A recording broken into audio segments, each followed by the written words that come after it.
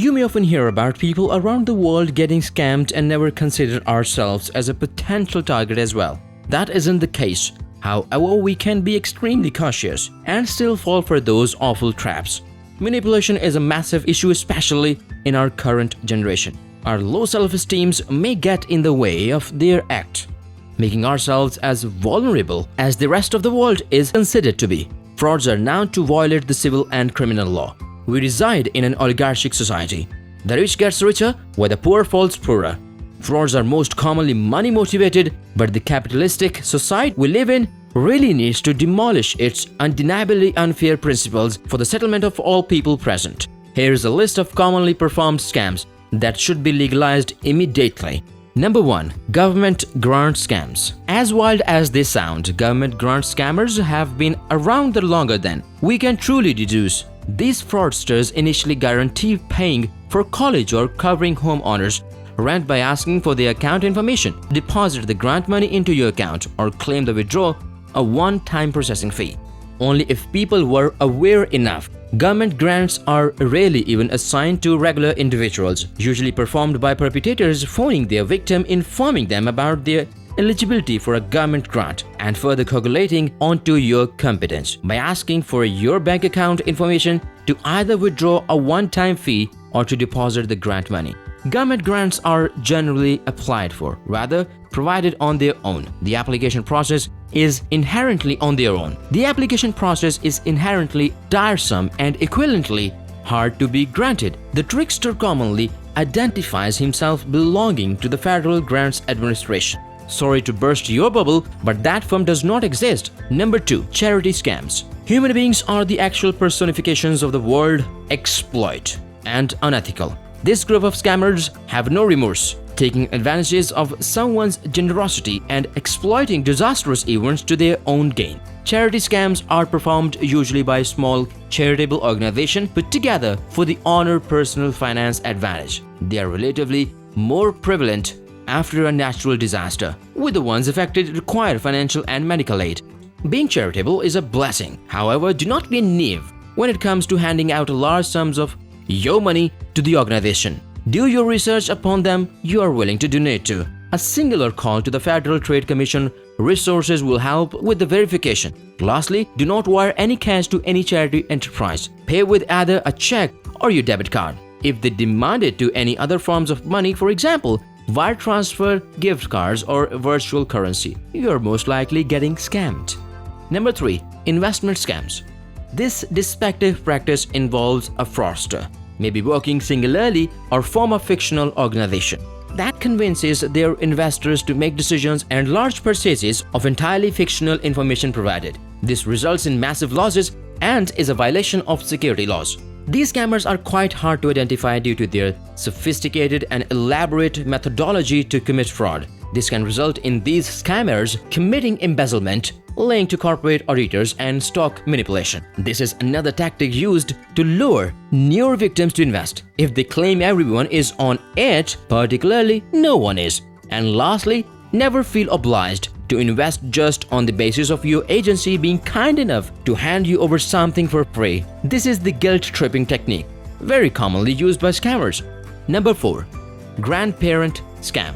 Another scam that uses guilt-tripping alongside manipulation as their main technique to drain people's bank accounts. This scam revolves around the scammers potentially choosing a vulnerable victim after thorough research and connecting them as an imposter, pretending to be distressed and in urgent need for money. When it comes to fraudsters, nothing, neither family nor blood is scared. This scam usually started with a call targeting an old-age individual. The caller pretends to be the affiliate with the victim and provides variable excuses to get any possible amount of money out of the grandparent. In some cases, more phone calls are placed in order to ask for further cash. Conclusively, don't ever let anyone talk you into handing your financial information, and take a deep breath and separate your emotions from the situation. Be wise and always double-check the apparent caller. If they refuses to answer, connect with another family member to clarify the story. Targets are usually chosen over social media. Be sure to switch your policy settings to prevent becoming a target of a bunch of lowlifes. Number 5. Employment scams. Bashing of the idea of work-at-home job posting. Scammers leave you a chance to ever not fall for their foul tricks, creating fake accounts, websites, or illegally cloning real ones. Scammers have no boundaries. These websites are elaborately developed with fake bank attachments, official-looking documents, and tax forms, etc. Upon falling victims in their scheme, the scammers award you with a job after following legitimate procedures to cause no suspicion. They later ask you to fill a form inclusive of the following variants: a picture of your ID card, bank account information and password, a photo of you, home address, and all your phone numbers currently in use. Large sum of money is transferred to you for a potential client, and you're obliged to forward the money as instructed. A few ways to detect a scam like this is analyzing the firm's structure. They pay you for your position, either may be awful highly or too low. These scammers always stick to disregarding the concept of meeting in person before hiring and almost always send emails from insecure accounts. This application of your credit card and bank information in detail are two, the obvious signs to detect an employment scam. Number 6. Health insurance scam. While reading a correct, suitable health insurance policy, you seem like navigating an inspecting maze. That's exactly where scammers came into play to exploit your confusion. COVID-19 has really triggered the cautiousness amongst civilians and their consistent attempts to find their right choice for policies, luring you in through emails, texts, or even internet search pages. These scammers offer comprehensive plans that meet the federal regulation, making the scams seem legitimate. However, these discounted health plans really even cover suspicious costs, and you are most likely to fall victim to your perpetrators running off with your money. Never commit or give your credit card or bank information to a stranger, no matter how convincing they may sound. These assisters are not permitted to receive any form of cash, and as uncalled for as it may sound, you're most likely falling for a scam connecting you to another scam. Number 4. Imposter scam. As dishonest as anything can get, imposter scams are not exception. They are based off illegality, considering the fact that the fraudsters are commonly reported to be impersonating government officials. This scam started off by the perpetrators choosing a predictably vulnerable victim and phoning them, demanding immediate money on the basis of either of the following excuse: you owe the money of the IRS or any other government agency, a friend of yours is in desperate need of help, or you receive the check for too much money and you're obliged to send the extra back. Like most tricksters, the form of payment is required to be through wiring money or asking you to buy a gift card. These are the clear, obvious signs of a scam and are always to be remembered in order to detect one.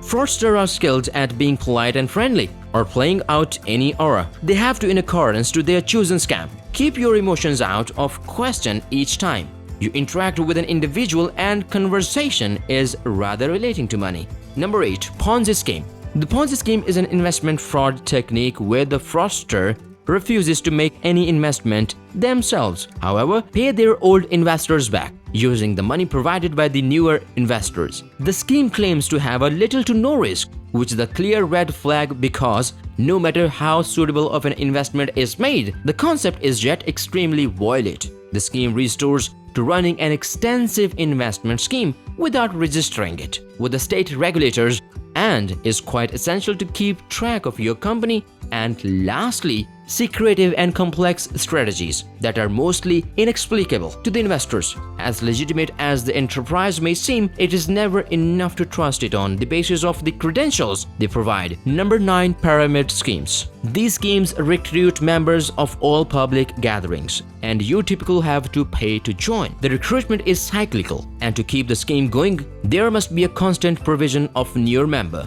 or the amount coming into the scheme tends to evaporate quite fast.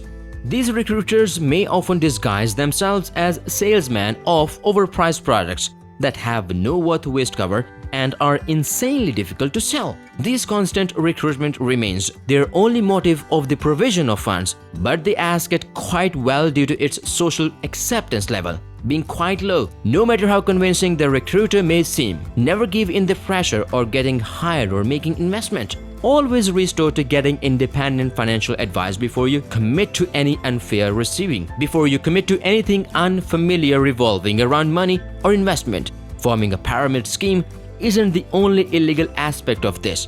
Participating in the one, be it intentional or unintentional, results is equivalent punishment and repercussions. Number 10. Census-related frauds, initially committed to identity theft. This fraud revolves around the scammer phoning his potential victims while impersonating from the Census Bureau to gain your personal information. These fraudsters are reported to send letters from the alleged US Census Bureau or even pay you a visit in order to collect your personal information from you. This information includes detailed answers. The questions are mostly about your income, assets, job status, household amenities. These are the generalized, legally permittable questions asked by the Census Bureau. To detect a fraudster is to pick onto their interest in your social security number, bank information, passwords, etc. In conclusion, the society is fed up of capitalism, seeking for convenient ways out of capitalism. Here's a few resolving I could conclude to: entirely rely on the land to survive.